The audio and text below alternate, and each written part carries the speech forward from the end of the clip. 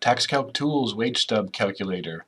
The Wage Stub Calculator can be found on the Tools page here, third from the bottom, or first, third from the top. This is just a tool to help you identify what a per month rate would be when looking at one's pay stub. There's a number of ways to use this, but when you look at this, you want to enter in the begin date and enter in the period end date from your pay stub that you're using. So, for example, let's just assume we have February 20th, 2023 as our period end date. What it's going to do is it's going to allow you to enter in the pay period. It's weekly, bi-weekly, semi-monthly, monthly, and it will calculate how many paychecks they would have received up to that date.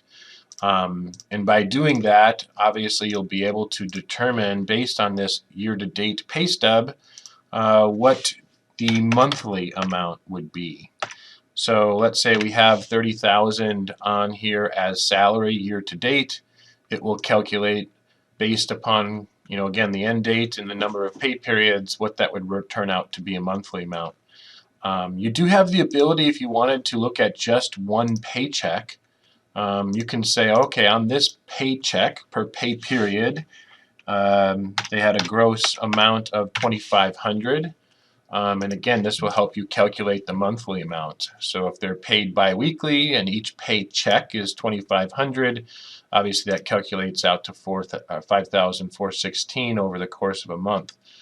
So there are different ways to use this. You can see, let's say there's a salary and then there's a year bonus that's captured. So you can put in the year-to-date bonus, and again it will break that down into a monthly amount.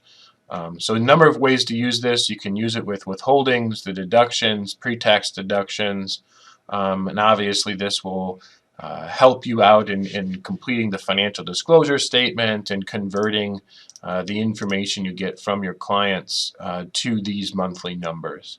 So this is the Wage Stub Calculator.